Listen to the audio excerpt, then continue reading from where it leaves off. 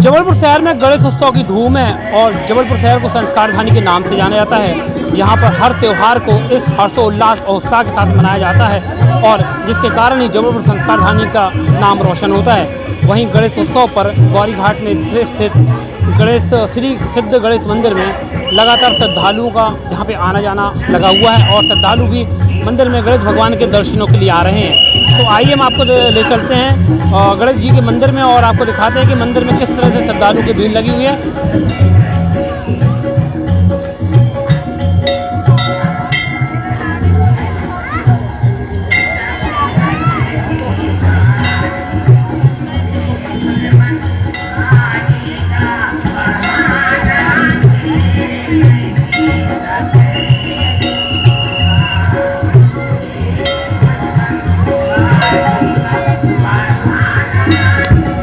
मंदिर के आसपास चारों ओर लाइट को इस तरह से सजाया गया है और जो लाइट की रोशनी है वो उससे पूरे माहौल को ही एक खुशनुमा माहौल बना दिया गया है। और गणेश मंदिर के चारों ओर हम आपको बता दें कि वो तांता लगा हुआ है और यह जो भीड़ है गणेश भगवान के दर्शनों के लिए आ रही है। बाजू में ही भजन संध्या का भी कार्यक्रम किया जा रहा है जहाँ पर मधुर गीतों की प्रस्तुति की जा रही है और इसे जो बजाने के लिए हैं काफ़ी उम्रदराज लोग भी हैं और युवा भी साथ दे रहे हैं। गणेश मंदिर प्रांगण के बाहर लगातार जो भीड़ देखने को मिल रही है, इससे ये पता लगता है कि जबलपुर संस्कार धानी में जो गणेश उत्सव है उसे कितने धूमधाम से मनाया जा रहा है और लगातार गणेश मंदिरों में श्रद्धालुओं की भीड़ दर्शनों के लिए आ रही है।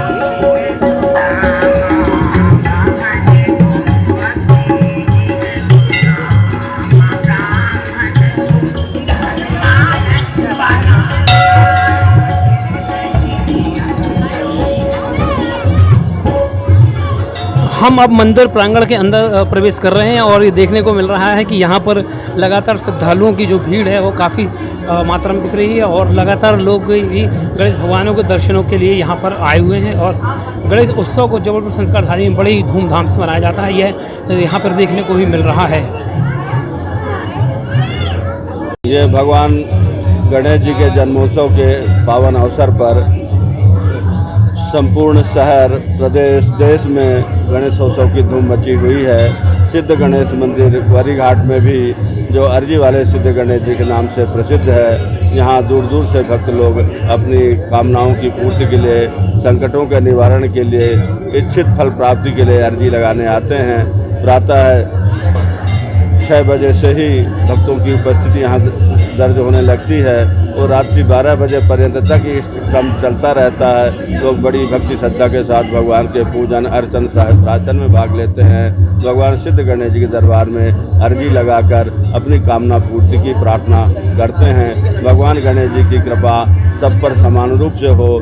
जहाँ विधिवत पूजन अर्चन संपन्न होता है, प्रातः 8 बजे से वैदिक विद्वानों द्वारा गणपति अथर्वशीर्ष संकटनाशन गणपति स्तोत्र के पाठ होते हैं। पश्चात गणेश जी का अभिषेक, षोडशोपचार पूजन व सहस्त्रार्चन का क्रम संपन्न होता है। गणेश जी का जन्म मध्याह्न काल में ही हुआ था, तो ठीक 12 बजे भगवान के मध्याह्न की पूजन की आरती संपन्न होती है। पश्चात भगवान को सहस्त्रार्चन के रूप में समर्पित यह सारे द्रव्य भक्तों को प्रसाद रूप में वितरित किए जाते हैं। सहस्त्रार्चन का महत्व बताते हुए वेद में लिखा है, यह साज्यम समिधभिर यजति स सर्वम लभते।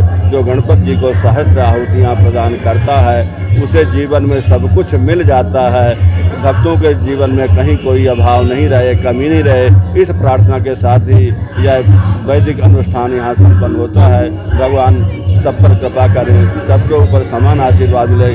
गणेश जी समस्त विघ्नों के स्वामी हैं, रिद्धि सिद्धि के दाता हैं, बुद्धि के देवता हैं। भगवान सबको पावन बुद्धि दें, रिद्धि सिद्धि दें और उनके जीवन को सुखी संपन्न बनाएं। भक्तों के मन में भगवान का आशीर्वाद, भक्तों श्रद्धा भाव प्रेम निरंतर इसी तरह प्रगाढ़ बना रहे, यही सिद्ध गणेश जी से प्रार्थना है। जबलपुर संस्कार धानी में गणेश उत्सव की धूम है और गणेश मंदिरों में श्रद्धालुओं का तांता लगा हुआ है और इस वक्त हम मौजूद हैं गौरी घाट के सिद्ध गणेश मंदिर में, जहां पर पंडित जी मौजूद है। पंडित जी से हम ये जानना चाहेंगे कि कितने वर्षों पुराना ये मंदिर है और क्या विशेषता है इस मंदिर की। पंडित जी। माननीय पूज्यपाद श्री राम बहादुर जी, ब्राह्मण श्री राम बहादुर जी महाराज इस मंदिर के संस्थापक हैं वर्ष 2002 में इस मंदिर को प्रारंभ किया गया और जिसमें काफ़ी बाधाएं आई, लेकिन अंत में गणेश जी को यहाँ बैठना ही था। तो गणेश जी ने सभी विघ्न बाधाओं को दूर किया। तो वो तो सबकी विघ्न बाधाएं दूर करते हैं, तो अपनी विघ्न बाधा क्यों न दूर करेंगे। बड़ी विघ्न बाधाओं के बाद भी ये मंदिर की स्थापना हुई और लगभग इसी तरह से भक्तों की मनोकामनाएं पूर्ण होती हैं। गणेश जी को लड्डुकम मोदकम प्रियम, गणेशम लड्डुकम प्रियम और दूर्वांकुरम यो दूर्वांकुर रेजति स वैष्णवोपमो भवति। दूर्वा गणेश जी को विशेष प्रिय है और गणेश जी की जो उपासना करते हैं, ध्यान करते हैं, कहते हैं प्रणम्य शीर्षा देव। गणेश जी को प्रणाम करने भर से और गणेश जी प्रसन्न हो जाते हैं। प्रणम्य शीर्षा देवम गौरी पुत्रम विनायकम, गौरी जी के पुत्र हैं और इनको जो उपासना करते हैं, प्रणम्य शीर्षा देवम गौरी पुत्रम विनायकम भक्तावासम।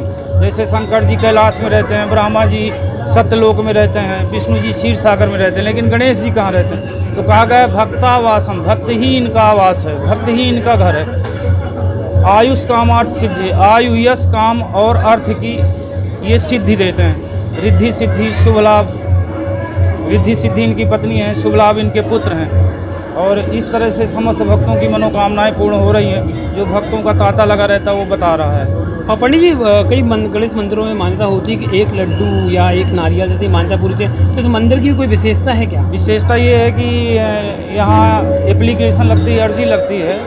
जैसे सीता जी का जब विवाह होना था, रावण बाणासुर आए उस विवाह में, लेकिन और सीता जी चाहती थी कि मेरा विवाह श्री रामचंद्र जी के साथ हो जाए, लेकिन कहाँ रावण बाणासुर के सामने राम जी का कोमल शरीर, सुकुमार शरीर कैसे धनुष तोड़ पाएंगे।